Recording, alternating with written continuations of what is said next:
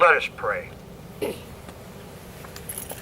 Our most gracious and heavenly Father, we come into your presence at this moment to clear our mind of all things except what we are here to do in honoring these fellow comrades in arms that gave all in the defense of this great country, which was founded under your great and holy name. Keep our thoughts on you, that you are in control, and as long as we as a country keep you in the forefront of our lives, this great nation will continue to flourish. Evil has never won as long as we keep you in our lives and let you handle and guide us. May we continue to look to you and the grace you bestow on us. And let us leave here with a renewed understanding of this day. We honor you, glorify you, praise you for all you do for us. These things we ask, Lord, in your holy name. Amen. Amen. Thank you, Harry. Please be seated, ladies and gentlemen. I'm Rock Verrocchi, class of 1970 out of the United States Military Academy. I will be the Masters of Ceremonies for today's event. Please refer to your program for the sequence of events and other information. The majority of our program is at this location. However, the final portion of our program will be conducted at the Van Voorhees grave, which is down the hill approximately 80 yards. One other administrative note, there are porta potties for anybody who needs over this way, about approximately 60 yards. Next, I would like to introduce our keynote speaker, Mr. Samuel Gladney, West Point Academy class of 2007, and currently the president of the West Point Society of St. Louis. Sam is from a military family. His father, Ron, graduated from West Point in 1971 and spent a career in the Army serving on active duty and in the Missouri National Guard. His older sister, Jessica, a Tulane ROTC graduate, served 7 years in the Army as a military intelligence officer. Sam was born and raised in Brentwood and Clayton. According to Sam, he had no real intentions or plans about joining the military, but the events of 9/11 during his senior year inspired him to do something bigger than himself. After graduating from Clayton High School, he attended the United States Military Academy at West Point, graduating in 2007 with a degree in international relations. Commissioned as a field artillery officer, Sam served in the 3rd Infantry Division, deploying twice in support of Operation Iraqi Freedom.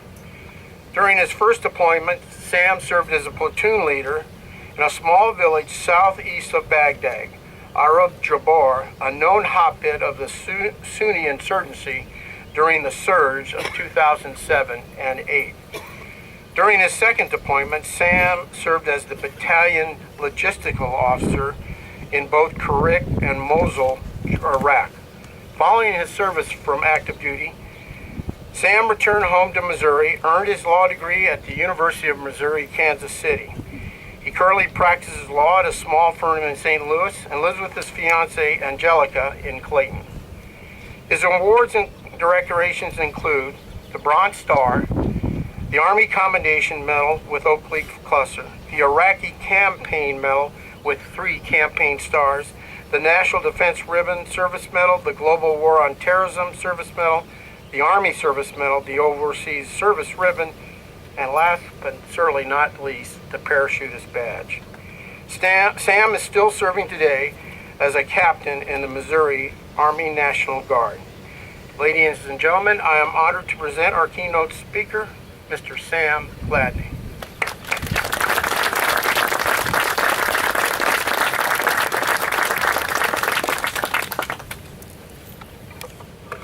Thank you, Rock, and thank you everybody for attending today.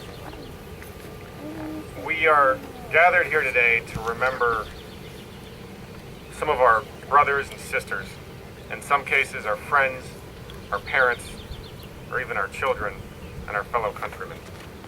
Memorial Day and Memorial Day weekend is when we honor those who have given their lives for us. There are many stories about the actual beginning of Memorial Day, all centered around our Civil War. The holiday was originally called Decoration Day. It was first formally observed in May of 1868 when flowers were placed after the Civil War on the graves of both the Union and Confederate dead. So from the beginning, it has been a day to remember the fallen. This event specifically is organized by all of our military academies in the St. Louis area. It's been executed as well with considerable generous support from outside organizations. This year, specifically from the West Point side, we remember 2 recent Academy graduates and Academy members who have fallen. Those are Samuel Deal, USMA class of 2015, and Tom Surdike, class of 2019. The Surdike family, in order to remember Tom's great sacrifice and to remember how much he gave to us and how much they love the Academy, has continued to support the Academy and this event. If you look behind me, you'll see a Black Ops Harley that they've refurbished and dedicated to their son's memory, as well as a restored 1949 Jeep that they've brought up just to be here for this event and to make sure that we all remember their son's tremendous sacrifice and his love of country. We refer to, at West Point, the long gray line, and every academy refers to their graduates by a different name, but at West Point it's the long gray line. And that long gray line, you're told from your first day, ties you, the newest cadet, before you're even recognized, to the oldest graduate. It ties people like me, who graduated in 2007, to people like Ulysses S. Grant or George Patton. We remember their sacrifices. We remember what they've done for us. And by choosing to remember their sacrifices, we also dedicate ourselves every day, but especially on days like Memorial Day, to live by their creed, to live by their example, and to put our country first in all that we do. Now, Memorial Day is especially difficult for some of us who have, as I mentioned, friends, or in the case of the Surdikes, the family, and other loved ones who have passed, especially those who have passed in combat. And I wanted to touch on that briefly. It's difficult for us because we remember them as people. We remember them as roommates, as people we sat next to in class. We remember splitting a pizza with them. We remember when they helped us study for finals. We might remember a trip to the lake when we all had a few too many beers. But this is what we remember them as very ordinary human people. And then we remember that day when we heard either by a phone call from their family or an email or through word of mouth that that friend of ours, who's like us in every single way, had made that extraordinary sacrifice. And at that moment, they went from being simply our friend to belonging to the agents. Things would never be the same. And in a way, at least for me, I know that when I lost a few friends, I had moments where I thought, did I take this person for granted while they were still alive? Because I thought of them just as a friend, just as a normal person. But I never really realized while they were with us that extraordinary, single and almost simple, extraordinary quality that they possessed. And that is that they were willing to give their lives for somebody else. They gave their lives for me. They did it for all of us. And for all their other qualities that made them just like me and just like the rest of us, they had that one thing that made them stand out. And they did it without even a second thought. In the years since joining the Army, and especially since deploying to Iraq, I've often asked myself, how can I pay them back, especially on Memorial Day? How can I do something that is even a fraction as good as what they've done? And I've realized that I can't. And none of us fully can. But what we can do in our own small way is find ways to give back to our country. Find one cause, whatever that cause may be, that we're dedicated to, that we believe in, and devote our lives to that cause, and give it all we have. We can also encourage those that we meet to serve in the military. We can encourage them to enlist. We can encourage them to serve in ROTC. We can encourage them to join or to attend a military academy. We can tell them, even people that aren't from a military family, about all the great people that we met in the military, about how the military and service to country made us better people. It took me from an 18, 19-year-old kid and made me a man, made me an adult, because of those experiences and those friendships. We can tell them, finally, about our friends who are no longer with us. We can tell them about how our very ordinary human friends, driven by love of country and strong character, did some truly remarkable and extraordinary things. And that those friends were like them in every way. Those friends were like us. And that we should follow their service example. Thank you, God bless, and God bless all of our friends who are buried here today.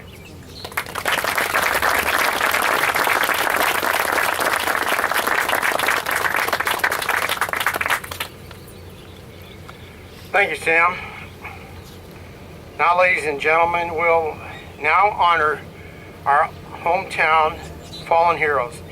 If you look inside the program, you'll see the 8 names that will be people that gave their sacrifice that we're honoring today. They happened all within this last year. I will read each of the names and we will ring the memorial bell afterwards, followed by taps after the last man.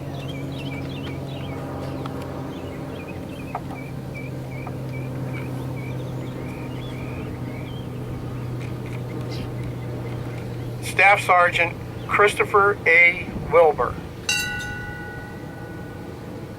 Sergeant Douglas J. Riney. Private First Class Tyler R. Ubelt.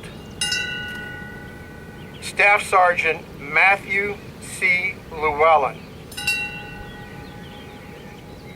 Sergeant Joshua P. Rogers. Chief Petty Officer 3rd Class William Ryan Owens. Major Lieutenant Commander Brian Murray.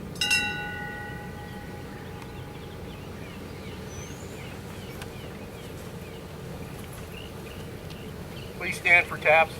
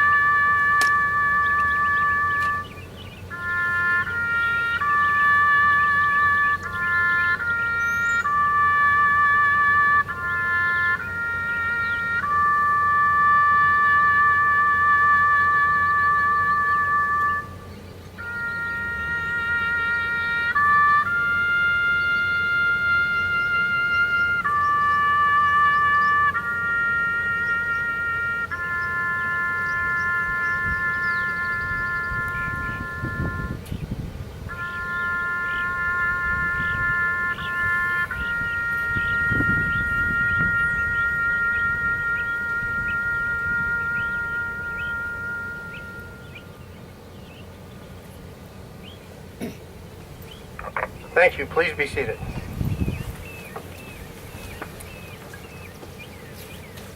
Our next events will be the grave site, Reese Lane. The first one will be the Hellship's mass grave with wreaths both from the United States Military Academy and from the United States Naval Academy. Presenting and laying the wreaths for the United States Military Academy are Terry Turney, class of 1970, and Mr. Sam Gladney, class of 2007. Terry, Sam, come on up. Okay. Terry's going to read the introduction, and then we'll do the reclaim. The Hellship's mass grave. The remains of 100 POWs and civilians from the United States and other countries are interred here. Ceremonies are held often to honor American, Australian, British, and Dutch soldiers and Marines who were transported from Manila to Japan aboard Hellship Oryoku Meru, one of several small freighters utilized for moving prisoners. Almost 75% died en route. More died in the prison camps. These men were brought to this central location in 1949 for us to honor. The United States Military Academy graduates below fought in the Philippines. They survived the Bataan Death March and the Hell Ships saga. They died later during their Japanese imprisonment. The wreath presented by the St. Louis West Point Society memorializes their exceptional heroism, duty, and ultimate sacrifice to our country.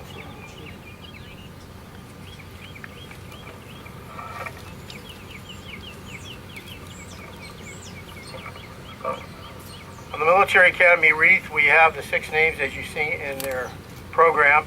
In addition, we also have ribbons for Samuel D., class of 2015, and Tom Surdike, USMA, class of 19.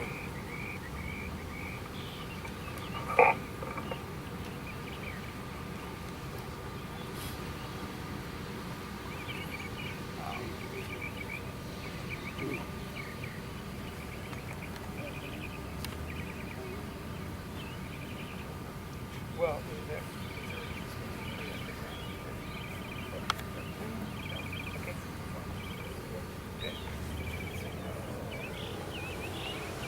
While the Military Academy lays their wreath, Ray Simpson, U.S. Naval Academy class of 61, laid a wreath in honor of our 2 graduates who were also in this grave. Donald Hamilton, class of 1938, USS Peary, Square, Philippines. George Brooke, class of 1921, gunboat Luzon, Philippines. Briefly, Perry was bombed, Hamilton ship, December 10th. Men were wounded, Hamilton being among them.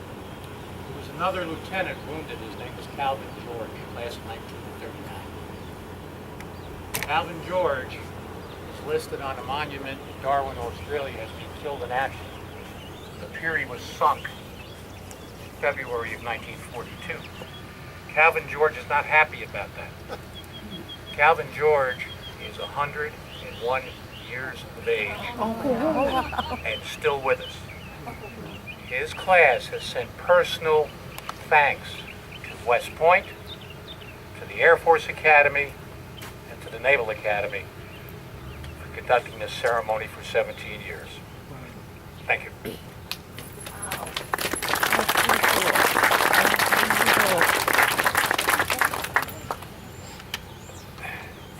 the next grade will be from the U.S. Air Force Academy.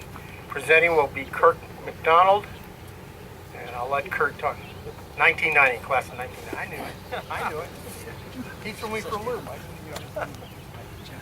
Mighty 90, one of the young guys here.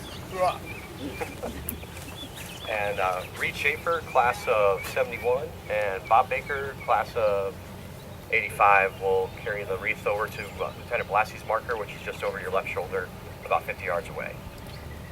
First Lieutenant Michael Joseph Blassie of Florissant, Missouri, is a 1970 graduate of the United States Air Force Academy. He served in the Vietnam War and flew 130 missions with the 8th Special Operations Squadron. He was hit by ground fire, crashed, and was killed on May 11, 1972, while piloting his A-37B Dragonfly aircraft in the vicinity of An Loc, South Vietnam, 60 miles north of Saigon.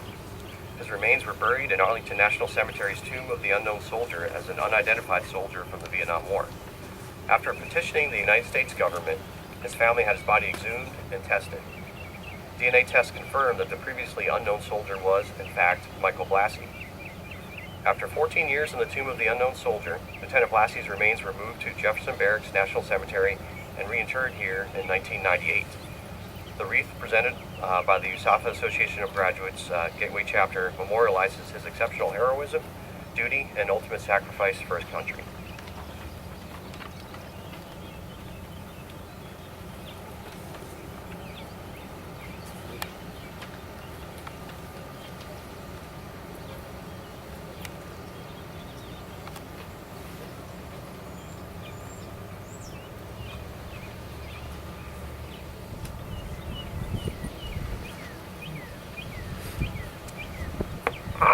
Thank you, Kurt. The next grave to be remembered, honored, is the Paul Wong Palawan mass grave.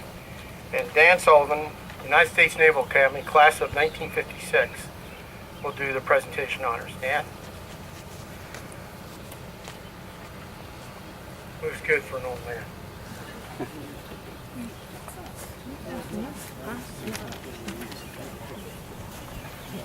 Naval Academy graduate, former Marine. You know how long it takes the average person to become a Marine? Forever. No average person ever is.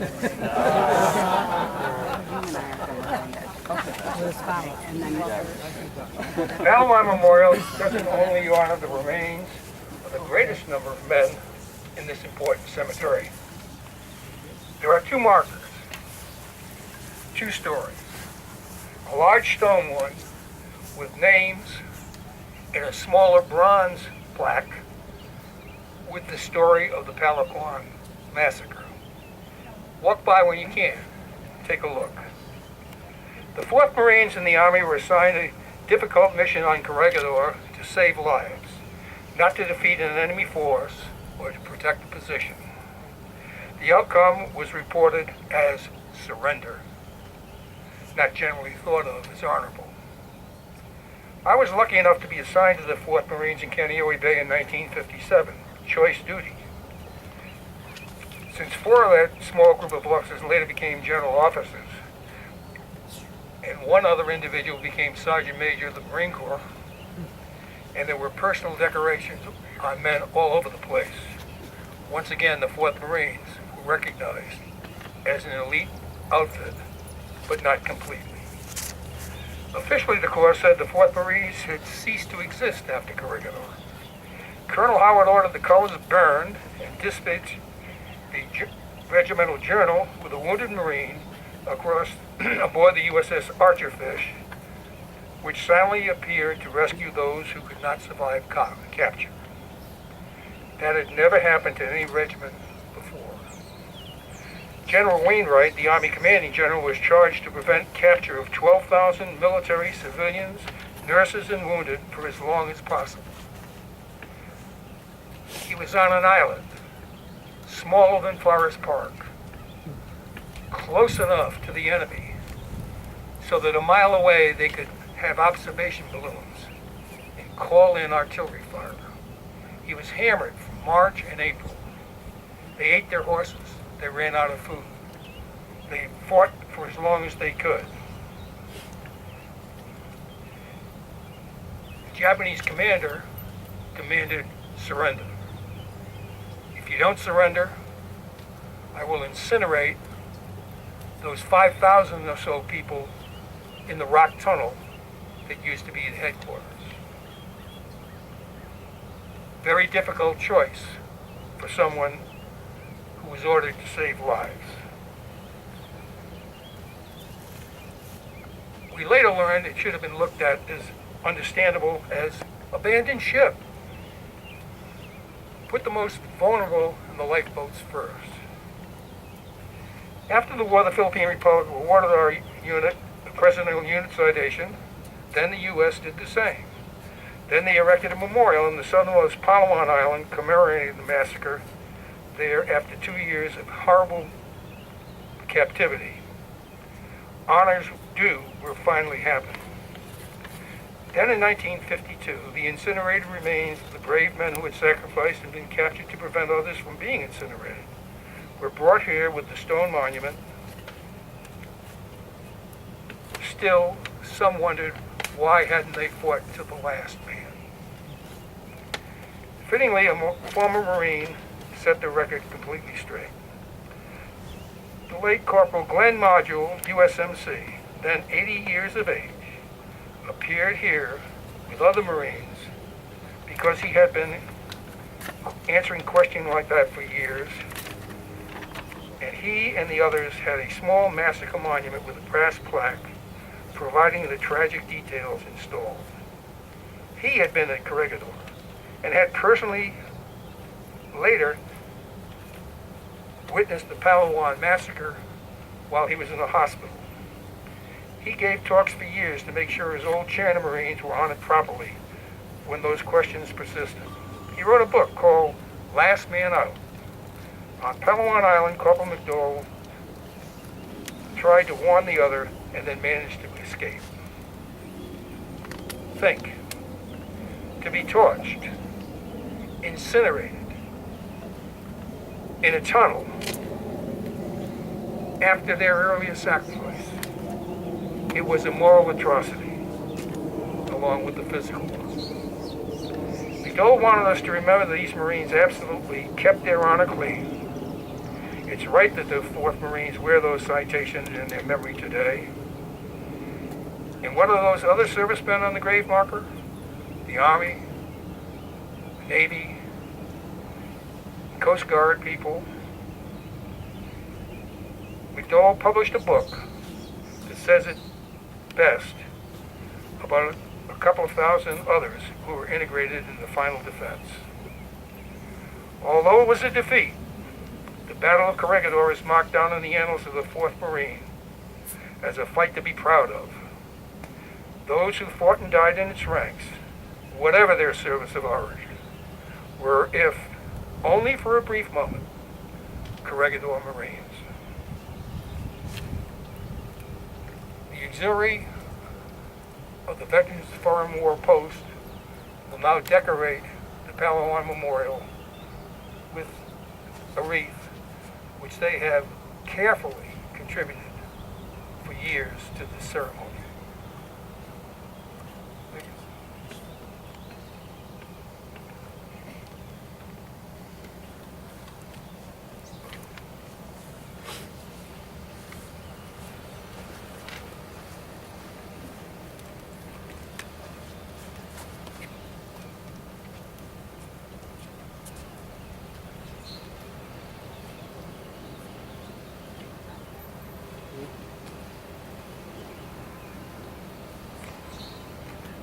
Honoring those who served and never lost their nerve.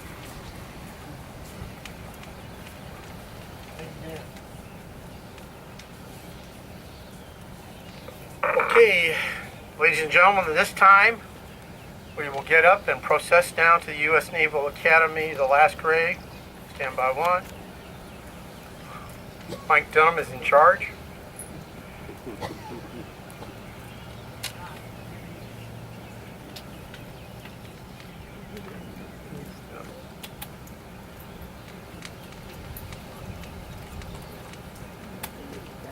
Again, we appreciate you attending today here. We appreciate all the support we have from the local community at Jefferson National Barracks, from Surdike Enterprises, Harley-Davidson. At those who are able, please process down the hill for the last grade. Thank you.